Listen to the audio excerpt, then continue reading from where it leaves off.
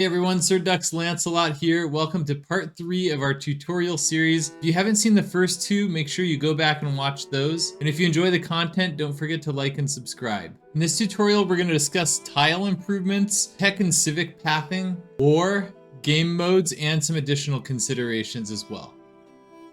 As you get into the mid-game, you want to make sure you're working improved tiles mainly. Like in this game, you'll see most of my cities are working improved tiles exclusively. Improving your tiles is so important because you get a big burst of production when you chop things like woods and rainforests. That's good to get that sort of as early as possible. And then the yields on them after you improve them are generally better than before. So you're giving yourself a boost and you're also increasing your long-term production. Now rainforest is a little bit of a predicament. You can't chop rainforest until you have bronze working.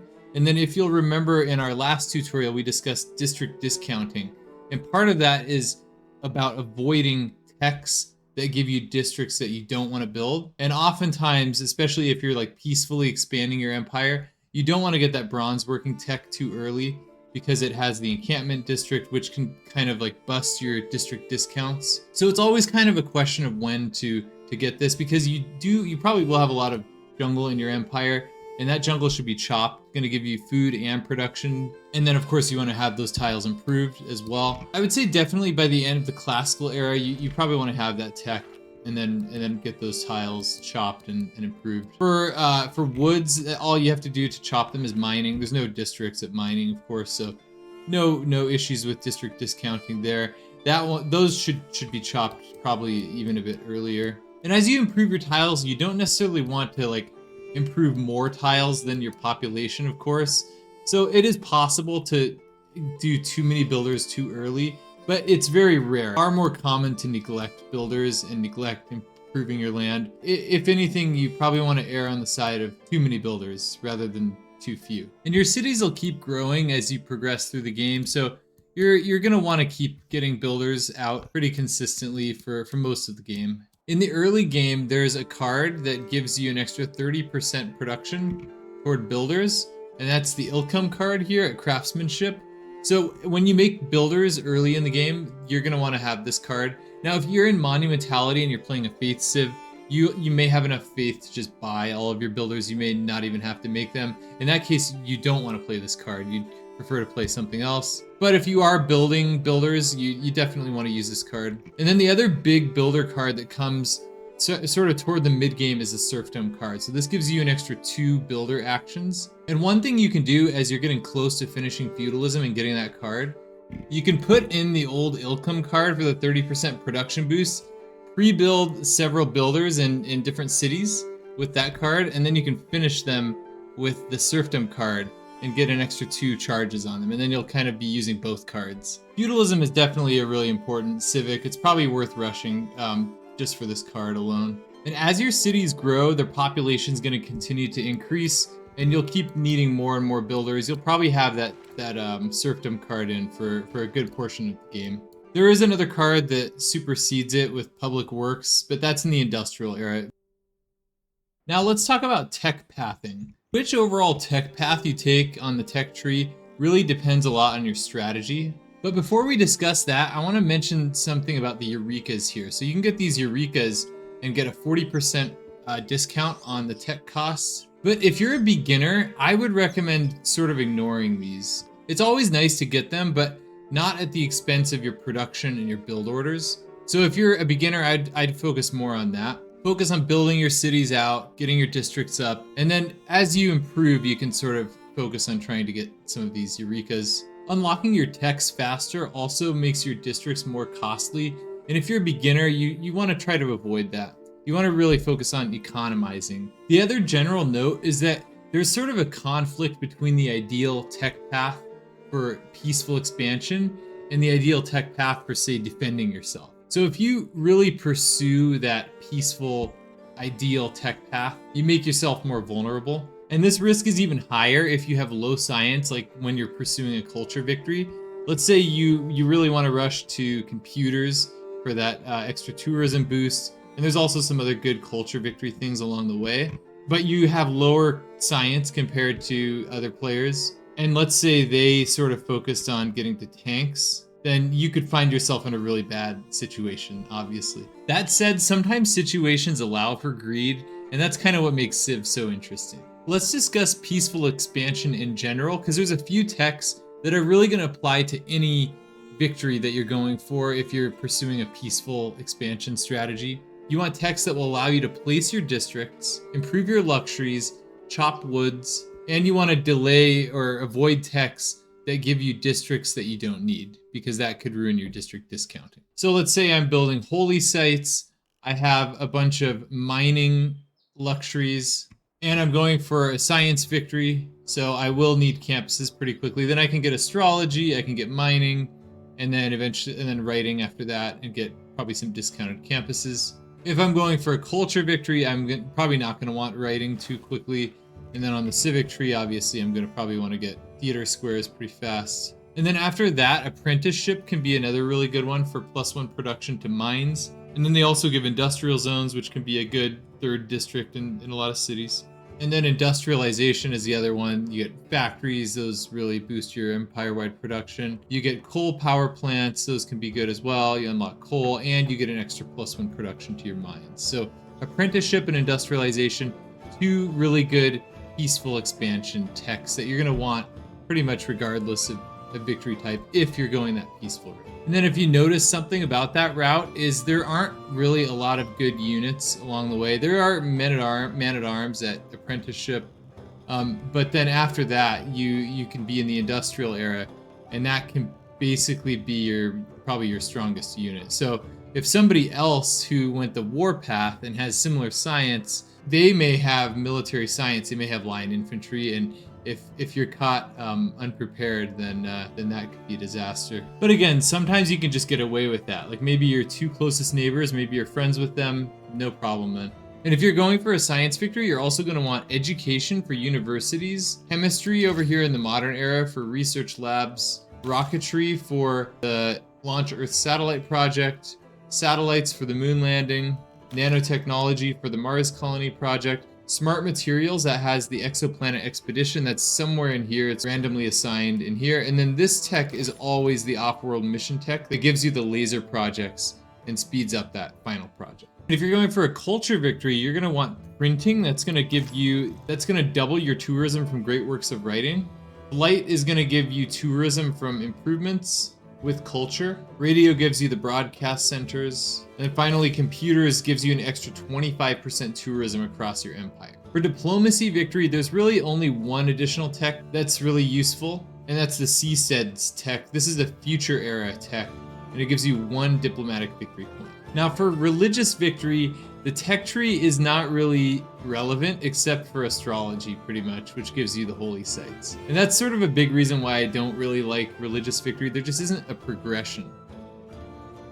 Okay, let's talk about the warpath now. Now that we're talking about tech tree, a lot of the warpath relates to the tech tree, so we can kind of discuss warfare in general here. Generally for war, you want to start on the middle path of the tech tree, and then you sort of go down to the lower path, usually down to like tanks and stuff. It really depends a lot on the civ and the strategy you're using. So if you're doing like a cavalry attack or a melee attack, you want to tech to the units that you're planning to attack with. You want to make sure you also go to the strategic resources you need. So for early game, horses are a really important strategic resource. There's also iron. Niter is like a mid-game strategic resource. Coal, of course, is a strategic resource, but it's not really used for military except for ironclads, I believe. Yeah, those do take coal. And then battleships, I believe, also take coal. Yeah, battleships, coal. And then late game, like oil is a really common strategic resource used by tanks, for example. And then also by artillery. Uranium, another late game strategic, that's for making nukes. And the giant death robots consume uranium too. Planes take aluminum, so that's at radio up here. If you're doing like a plane attack, an air attack, you can still often do the upper tech tree for like simming, get to industrialization, and then it's pretty quick to get over to flight and then advanced flight. If you're just doing flight, trying to do biplanes, those take oil, so that means you're also gonna have to get way down here. Probably better to just go straight to advanced flight and then you'll get the strategic for those right along the way. So really an air attack, the only air attack I'd really recommend is advanced flight. I would never really do one at flight because it probably takes longer to get biplanes going with oil than it takes to get advanced bombers and fighters with advanced flight and aluminum. So that's one possible path. Also, if you're fighting on the sea, you can often do the upper tech tree as well. So cartography unlocks caravels. That's kind of on the way to industrialization, which is convenient. Along the way, you have quadriremes, obviously galleys on that path as well. And then ironclads are up here too, and the strategic for them is here. Now, getting down to battleships, that can be a little bit of a conflict going to refining. Frigates, though, are also along this upper path here with square rigging. Now, you're going to need niter for those, so that does sort of involve going down here a bit, but it's not super far along. Like, you get niter late medieval era down in the middle path. So a sea attack is often a good to pair with going on that upper simming tech path. And then, of course, the land war path definitely involves more like that middle to lower tech tree. So like you've got knights here at stirrups. You've got the strategic for them at bronze working. You've got horses over here sort of in the middle. Animal husbandry for the strategic. Machinery has the crossbows. Niter here with military engineering.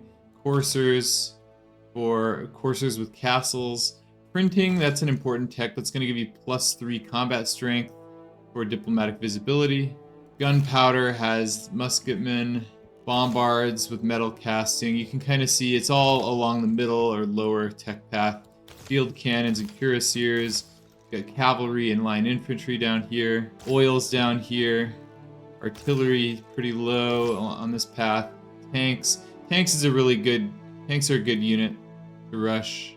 And you really unlock, like, it's a nice trajectory if you go for tanks. There's a lot of units before that are really useful along this path, along with their strategic resources.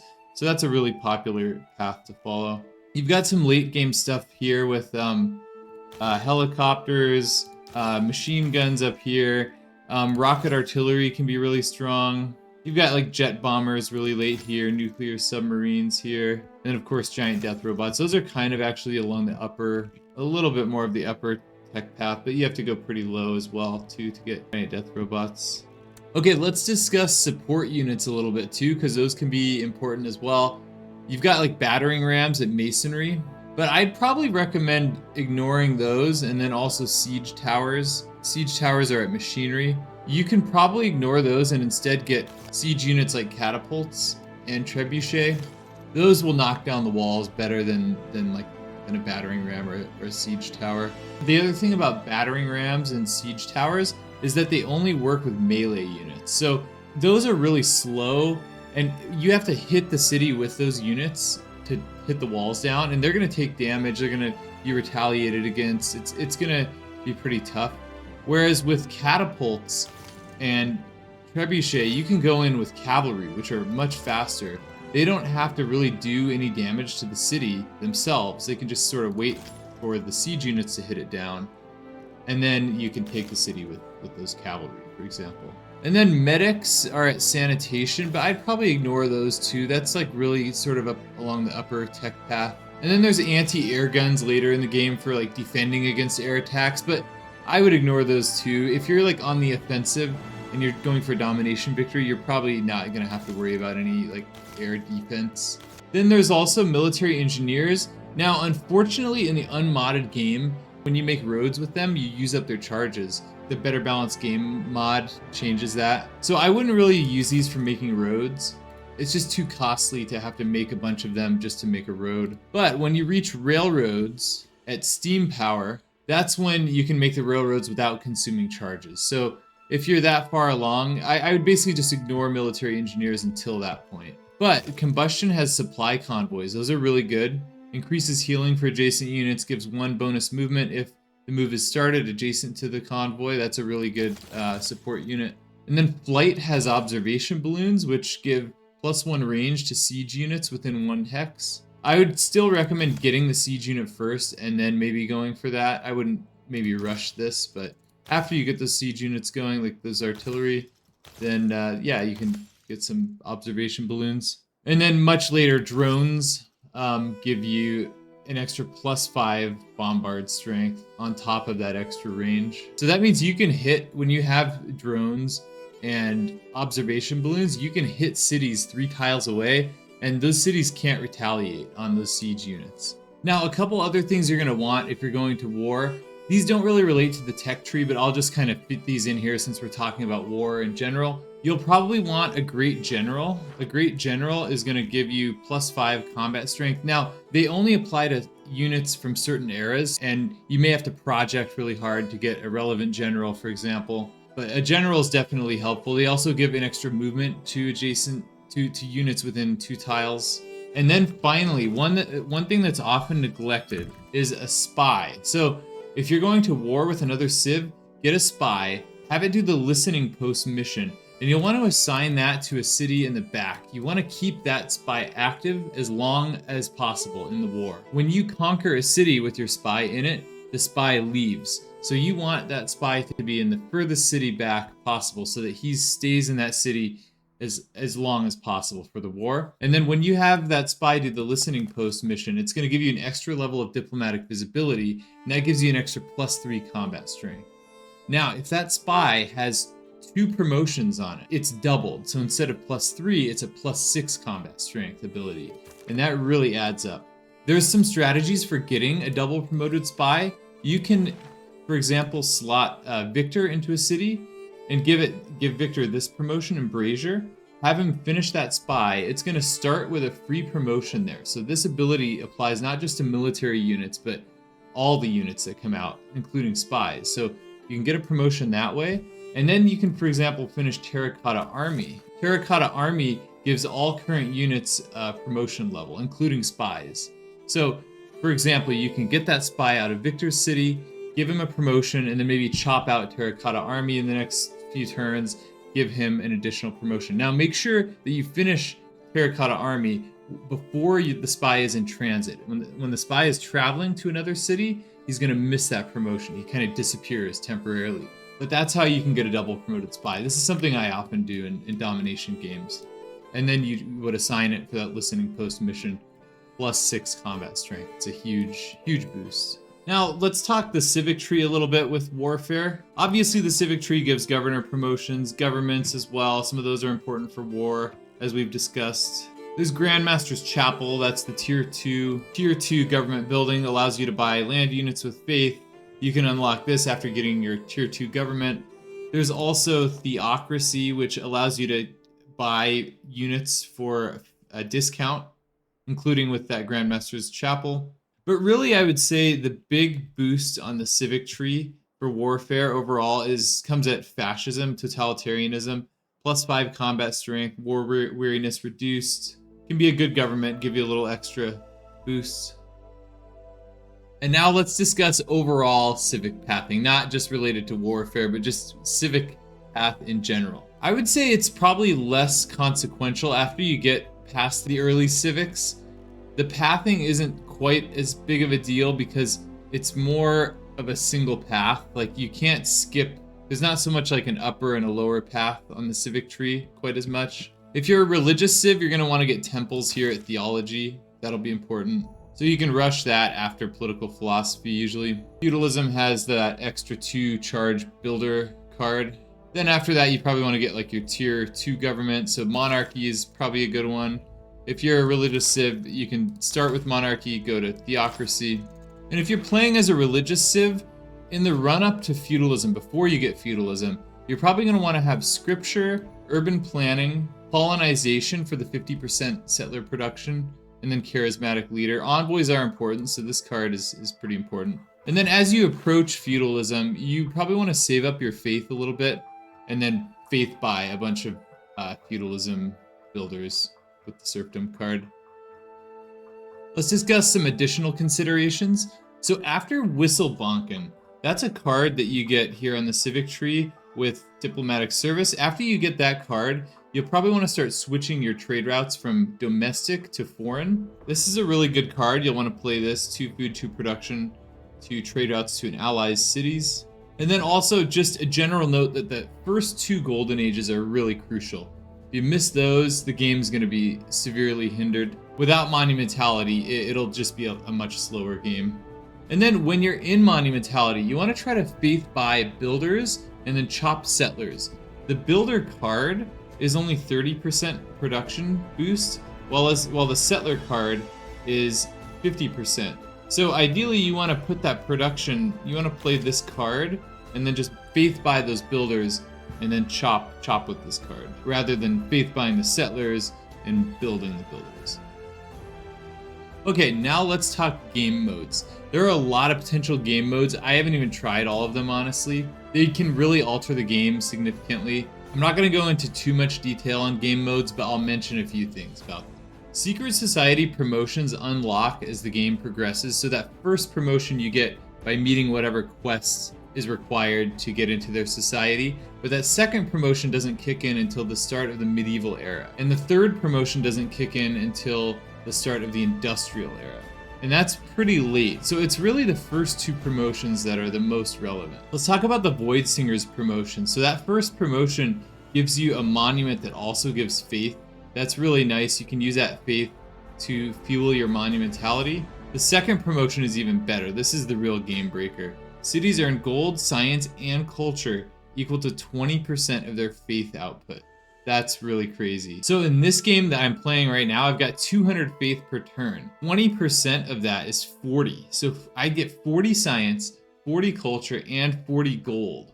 I mean, that's doubling my science, that's almost doubling my culture, and that's more than doubling. That's tripling my gold per turn. Some of the other secret societies offer some decent benefits too. Owls of Minerva, really good for extra policy slots, extra trade route capacity. Sanguine Pact is a good pick for domination games. You get vampires and they can stack up extra strength. You also get vampire castles, which can add a lot of production to your capital. And then the Hermetic Order, they can be kind of cool. They give some extra district adjacency. They've got a unique university. They probably are a bit weaker though than the others. Now, let's talk about Monopolies and Corporations game mode. Monopolies can give a big boost to tourism, so turning this game mode on can change the result of the game and make culture victories more winnable, both by human players and the AI. You can also consider some of the boosts from industries and corporations. So if you've got that Magnus Ancestral Hall colonization card, and then if you've got an early fur or olive industry, you'll get an extra 30% production towards settlers that can further amplify an already powerful combination.